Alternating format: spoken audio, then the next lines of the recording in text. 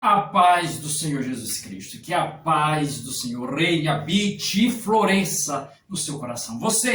Estamos aqui nesse culto evangelístico, viemos cultuar o nome do Senhor, ou seja, oferecer a Ele, ofertar a Ele o nosso melhor. Sim, o Senhor, Ele deu o seu melhor por nós, para cada um de nós, e dá todos os dias o seu melhor. Quando eu digo Ele deu o seu melhor, porque Ele enviou Jesus. Jesus veio a este mundo. O Cristo veio a essa terra. E fez obras maravilhosas. Fez obras gigantescas, espetaculares. Curou diversas pessoas das mais inúmeras moléstias que elas sofriam. Paralíticos começaram a andar, coxos começaram a caminhar, cegos tornaram a ver, surdos voltaram a ouvir, mudos voltaram a falar e mortos começaram a ressuscitar. Mas o maior milagre, a maior proeza, o mais extraordinário projeto do Senhor é a salvação. Ele veio aqui nos dar a salvação, nos garantir a salvação, nos oferecer, nos ofertar, nos proporcionar a salvação, promover em nossa vida a salvação. O homem estava lá, sem Deus, sem paz, sem salvação, sem perspectiva, sem esperança, sem futuro. E Jesus tomou uma decisão, Cristo tomou uma decisão de vir a este mundo, de ver este plano terrestre, se sujeitar às mais diversas situações de torturas, de humilhações, em prol da minha, da tua, das nossas vidas. Olha o que Ele fez por mim e por você. Para estabelecer, para promover, para proporcionar paz no nosso ser, no nosso coração, dentro de nós. Essa paz interior que só a presença dele pode proporcionar, que só a presença dele pode provocar no ser humano. O ser humano, ele passa a vida, todo o percurso da sua vida, caminhando, andando, percorrendo, entrando em diversos caminhos, fazendo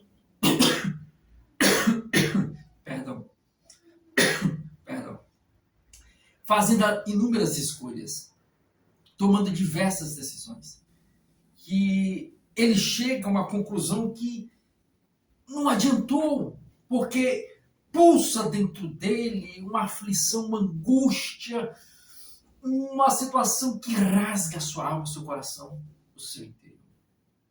Que esses caminhos não puderam proporcionar alívio, não puderam proporcionar satisfação, prazer, contentamento, paz. Então, buscam ainda acalentar esse interior. E para acalentar isso, para proporcionar essa paz, é só a presença de Cristo. É a presença do Senhor. E foi isso que Jesus veio a este mundo fazer. Porque o homem estava lá, destinado à condenação eterna. Destinado ao inferno. É o que diz as mais diversas passagens das Sagradas Escrituras. Paulo vai dizer lá na carta aos Romanos, capítulo 3 e o versículo 23. Ele diz, porque todos pecaram e destituídos estão da glória de Deus.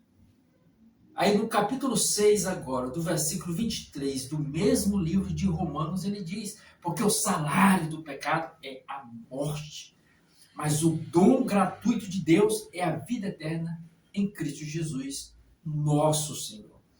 Então, o homem pecou. O homem transgrediu a lei do Senhor. O homem desobedeceu, quebrou o mandamento do Pai. E o que reservava-se a ele? O que se reservou a ele? A condenação. Devido à desobediência, que é a morte. O salário do pecado é a morte. Eu citei aqui agora há pouco o versículo. O salário do pecado é a morte. Mas ele continua, mas o dom gratuito de Deus é a vida eterna. É a vírgula que Deus colocou na vida da humanidade. Deus colocou uma vírgula. Enquanto o homem pecou e foi colocado ali, aparentemente, um ponto final, não havia mais esperança, o Senhor foi lá e colocou uma vírgula. Não existe esperança. Vou enviar meu filho. Porque quando o homem pecou, todos nós pecamos, pelo fato de nós sermos descendentes de Adão. Adão errou lá juntamente com Eva. Comeu do fruto proibido. Porque ali não era questão só de comer do fruto pelo fato de ter comido o fruto. Não. É porque ele desobedeceu. Deus deu uma ordem. Deus deu uma direção. Não coma desse fruto, dessa árvore. Todas as outras você pode desfrutar. É tudo seu. Mas o homem foi lá e passou pelo que estava proibido. Quebrou o regramento. Com isso trouxe o pecado ao mundo. É o que Paulo vai dizer em Romanos capítulo 5, versículo 12. Onde ele diz, porque por um só homem entrou o pecado no mundo. E pelo pecado a morte. Assim também a morte passou a todos os homens, porque todos pecaram. A morte passou a todos os homens. O pecado entrou no mundo por um só homem. Então todos pecaram. Por quê? Porque descendem de Adão. O salmista Davi ele vai expressar isso no Salmo 51, versículo 5. Ele diz, eu nasci na iniquidade, e em pecado me concebeu a minha mãe. Então o homem já nasce no pecado. O homem nasce destinado à condenação eterna, devido ao pecado, devido a essa parede de separação entre Deus e o homem. Deus tinha uma íntima aproximação com o homem. A gente observa que lá no livro de Gênesis, capítulo 3, vai relatar, lá depois do versículo 9, 10, 11, vai relatar que o Senhor, na viração do dia, vinha visitar o homem. Deus visitava o homem na viração do dia. Quer dizer, todos os dias Deus estava lá, mantendo esse contato, essa ligação, essa interligação, essa aproximação, essa intimidade, essa comunhão, essa convivência com o homem.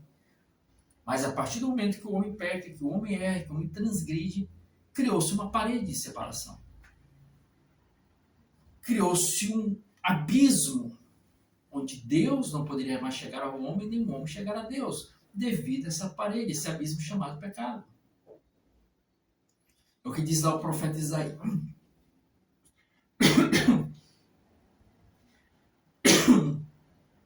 Perdão. É o que diz, é o que relata o profeta Isaías, lá no seu livro, em Isaías 59. Ele diz, olha,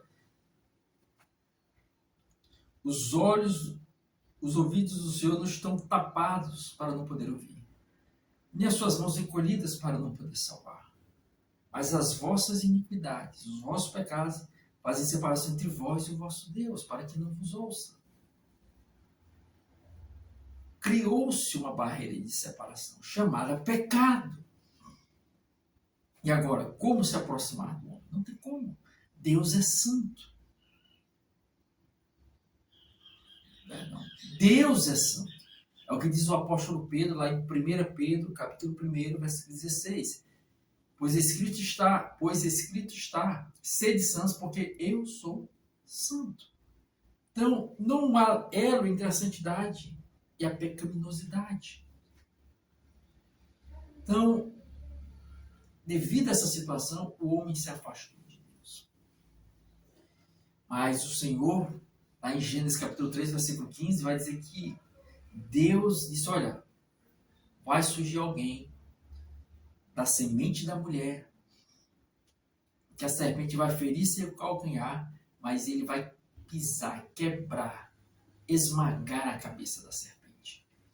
E esse que surge com esse potencial de pisar na cabeça da serpente e fazer com que o homem venha reatar os laços com Deus, ser esse mecanismo de aproximação, ser esta ponte de ligação, esse elo de conexão entre os céus e a terra, entre Deus e o homem, se chama Jesus.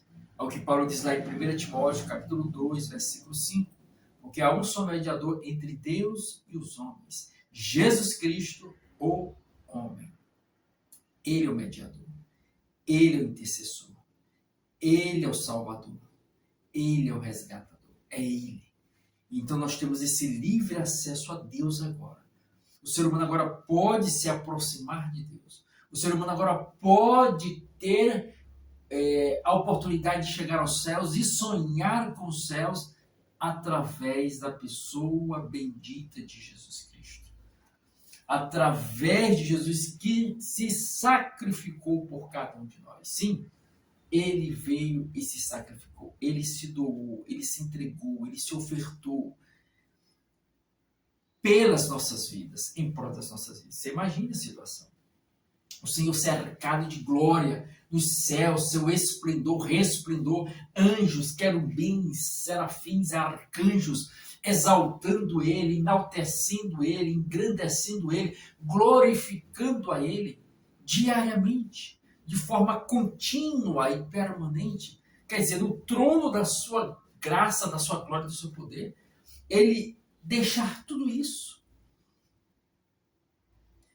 largar tudo isso para vir a essa baixa terra, se submeter à sua própria criação. Foi o que Jesus fez. Foi o que Cristo se colocou para fazer. O Criador se sujeitando à criatura.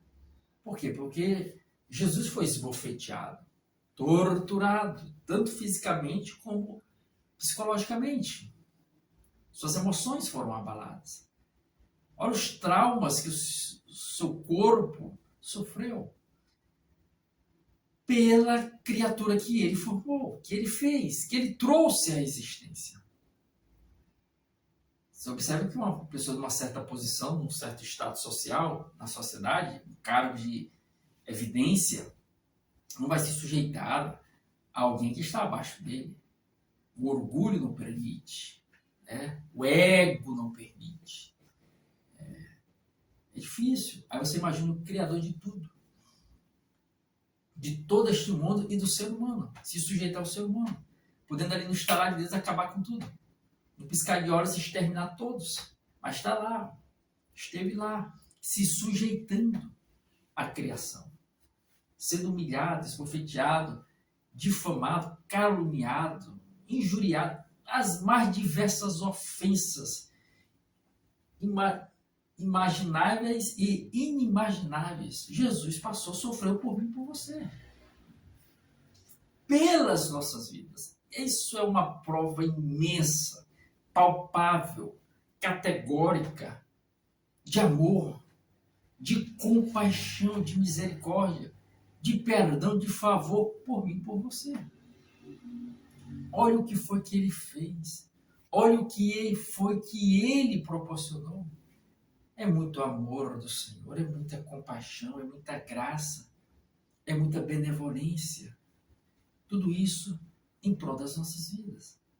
Tudo isso em prol do nosso viver. Tudo isso em prol do nosso ser. Olha o que foi que ele fez. Olha o que foi que ele proporcionou. E nós estamos hoje aqui, graças a essa misericórdia imensa, maravilhosa e indescritível do amor de Deus. Isso me faz lembrar de uma passagem muito conhecida, que está lá no Evangelho de João, capítulo 3, e o versículo 16, que diz o seguinte: Evangelho de João, capítulo 3, versículo 16.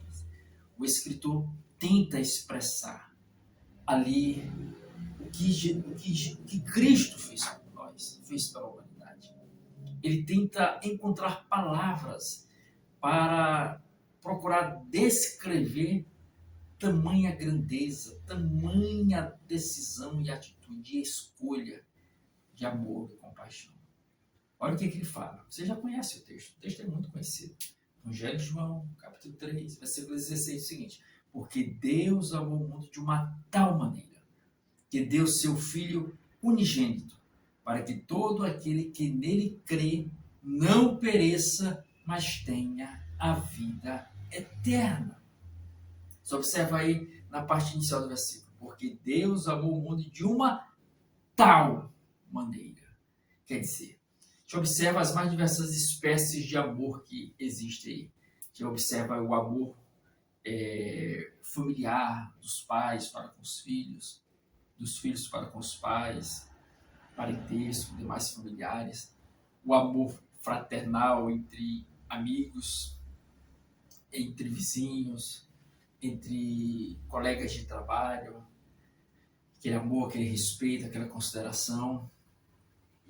Mas nenhum deles, o amor entre um casal de namorados, um casal ali no seu matrimônio, é um amor maravilhoso.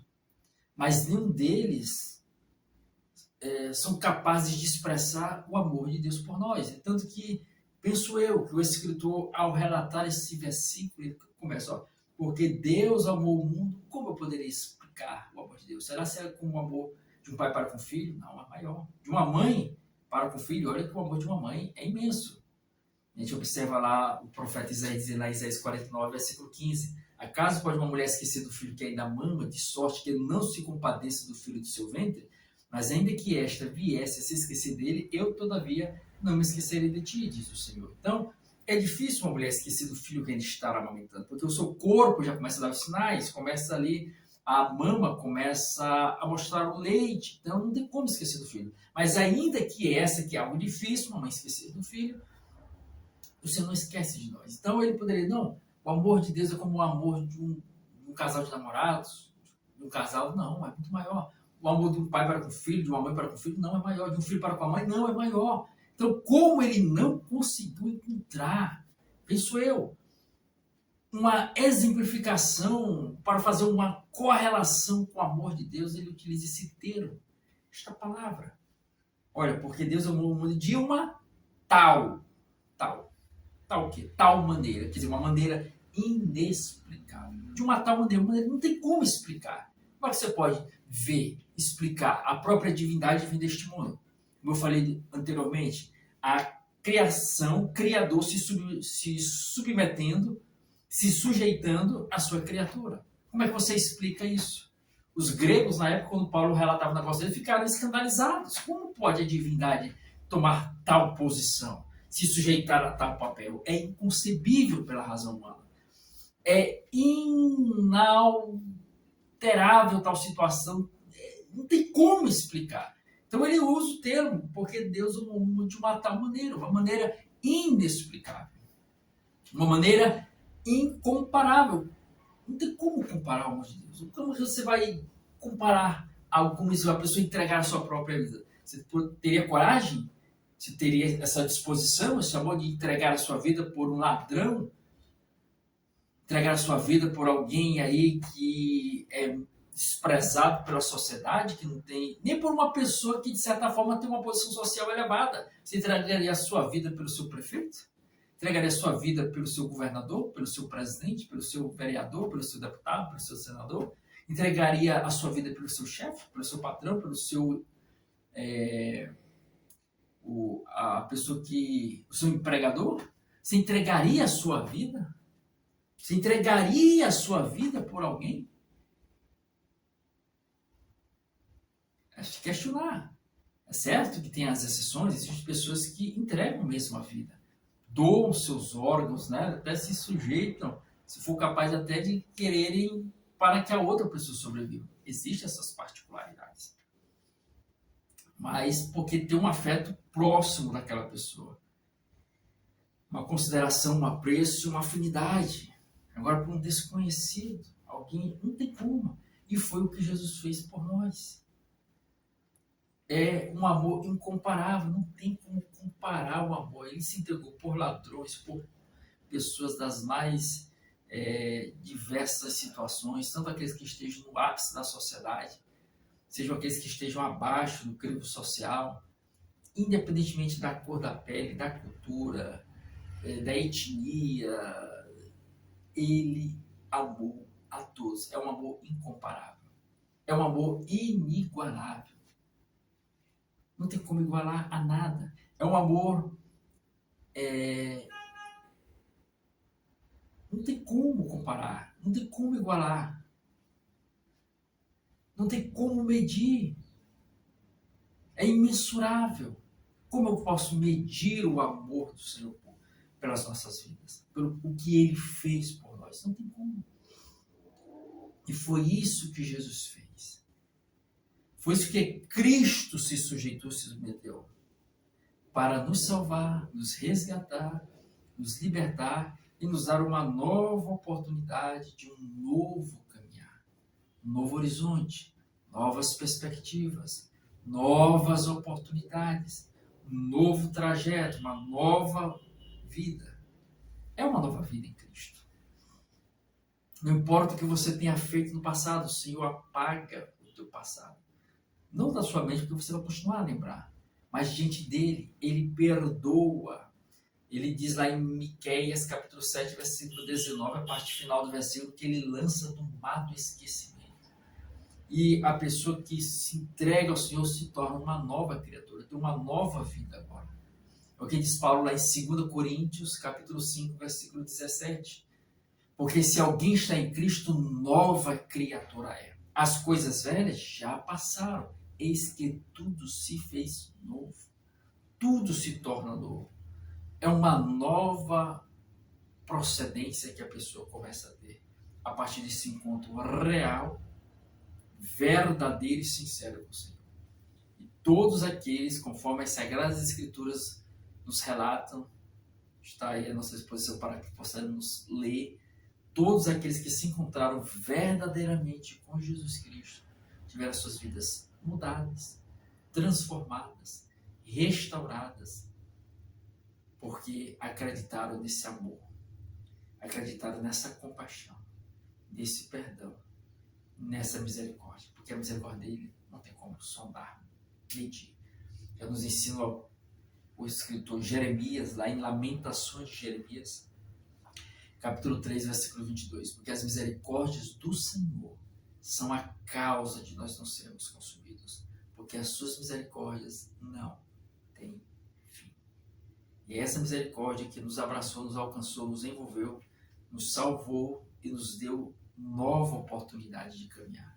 E hoje você está aqui, ouvindo essa mensagem transformadora e libertadora.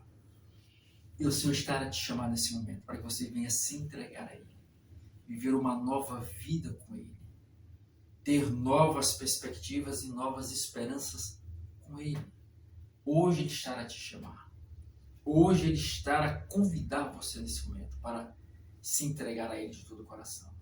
O que Cristo fez é algo maravilhoso. E olha, hoje nós temos essa oportunidade de seguir e servir a Jesus. Hoje Ele é amor, hoje Ele é perdão, hoje Ele é advogado para defender as tuas causas diante do acusador, que é Satanás.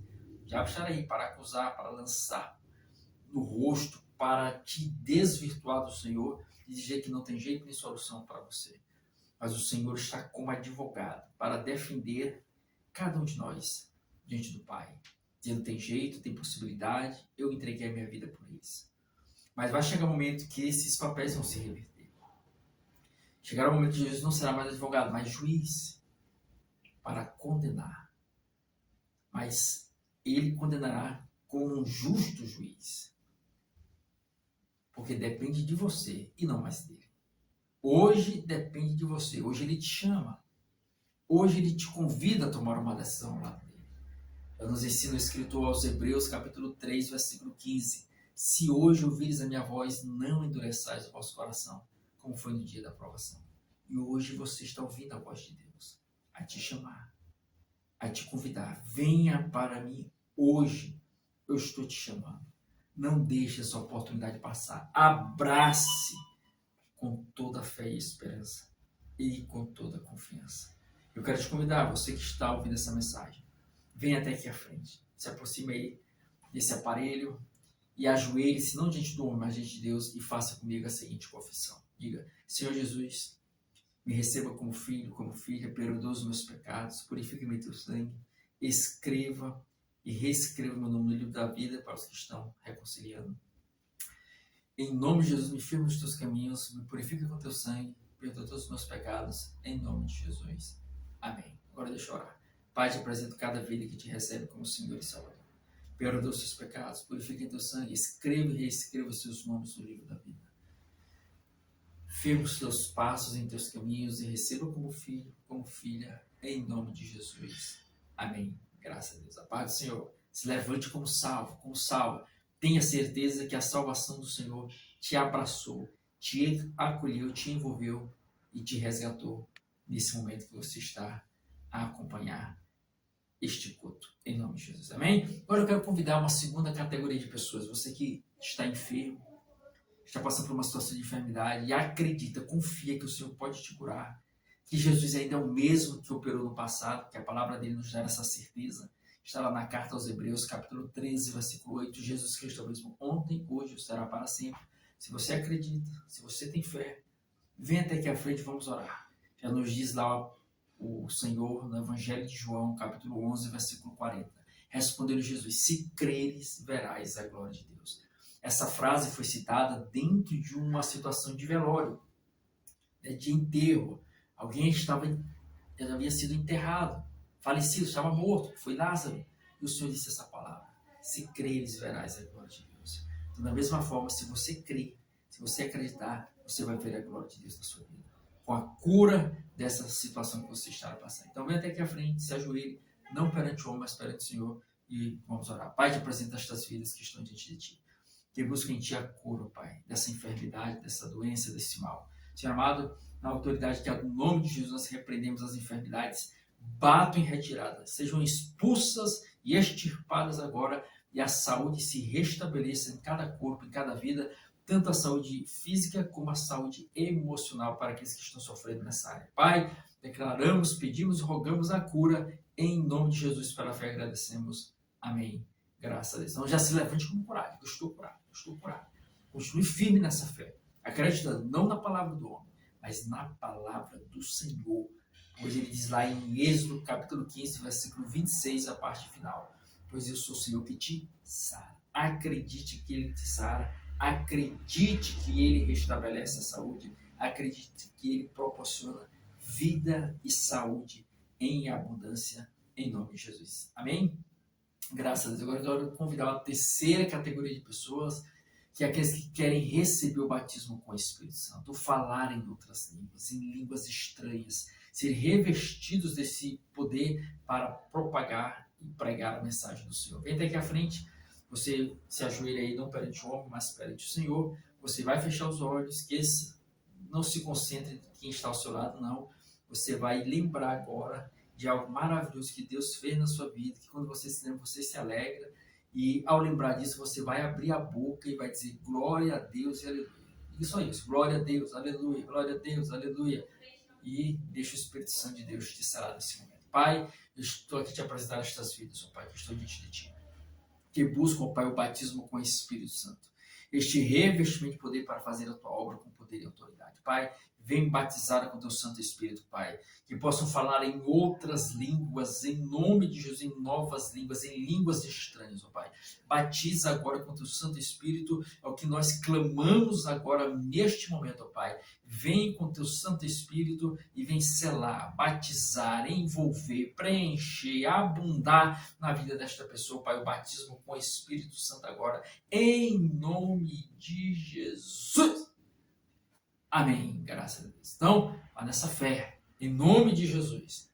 Vou batizar, testemunha aí.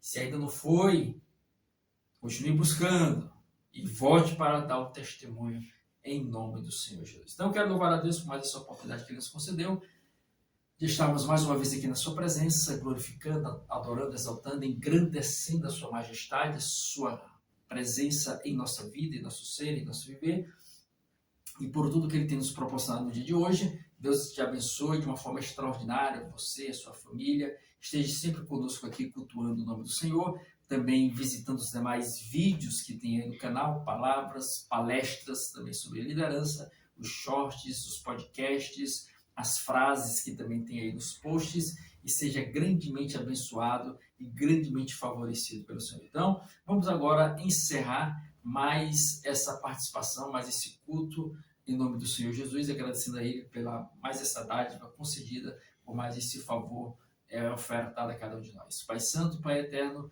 te agradecemos por mais esse momento da Tua presença, te agradecemos por cada vida, Pai, que esteve aqui cultuando o Teu santo nome. Abençoa cada um com a Tua graça, com o Teu favor, com o Teu amor, com a Tua misericórdia, com a Tua compaixão, envolvendo, transformando, libertando, restaurando, promovendo, proporcionando bênçãos e vitórias nas mais diversas áreas, nas mais diversas situações. Ser conosco nesse dia de hoje, nos concedendo abundância de vida e saúde a cada um dos nossos familiares e parentes, nos fortalece, concretiza os nossos pedidos de oração, objetivos, metas e propósitos, e nos dá um dia maravilhoso e abençoado hoje, ó Pai, na Tua presença, com graça, força, poder, unção e autoridade. Abre os nossos caminhos, endireita as nossas veredas e nos dá, ó Pai, bênçãos e vitórias, graça, unção e poder da Tua parte, salvação, curas e saúde, em nome de Jesus nós te pedimos, e pela fé, segundo a Tua vontade, nós te agradecemos, em nome de Jesus, recebe nosso culto, amém, graças a Deus. Então, Jesus te abençoe, em nome do Senhor Jesus, você é uma bênção, Jesus esperança, Jesus te abençoe, você é uma bênção, Jesus esperança para você, e lembre-se, Jesus voltará, prepare-te.